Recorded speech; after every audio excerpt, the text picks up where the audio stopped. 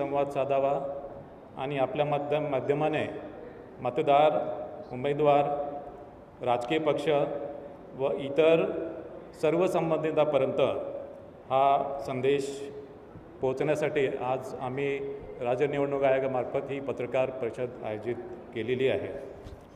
मला आपल्याला सांगायचं वाटते की ही पत्रकार परिषद ही फक्त नगर परिषद आणि नगरपंचायती निवडणुका संदर्भात आज मी संवाद साधणार आहे।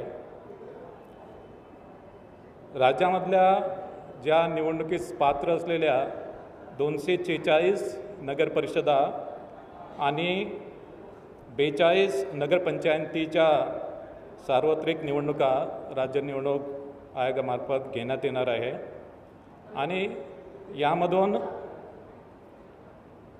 एकूण 6,859 सदस्य आणि 288 अध्यक्ष यांची निवड होणार आहे। 246 नगरपरिषदांमध्ये 10 नवनिर्मित नगरपरिषदांचा समावेश आहे आणि 236 नगरपरिषदांची मुदत यापूर्वीच संपलेली आहे। राज्यामध्ये एकूण 147 नगरपंचायती आहे, त्यापैकी 42 नगरपंचायतीसाठी निवडणूक होत आहे। त्यामध्ये 15 नवनिर्मित नगरपंचायती आहे आणि 27 नगरपंचायतीची मुदत यापूर्वी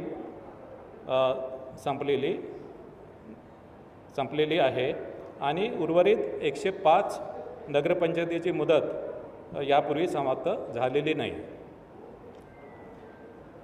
नगर परिषदची साधारणतः सदस्य संख्या ही 20 ते 75 आहे आणि नगरपंचायतची सदस्य संख्या ही 17 आहे। नगर परिषदेची निवडणूक ही बहुसदस्यीय पद्धतीप्रमाणे आहे आणि साधारणतः एका प्रभागामध्ये सर्वसाधारणपणे 2 जागा नगर परिषदेमध्ये असतात। पण नगर परिषदेच्या सदस्य संख्येचा आकडा विषम जर असेल तर नगर परिषदेमध्ये एका प्रभागामध्ये 3 जागा असतात। म्हणजे साधारण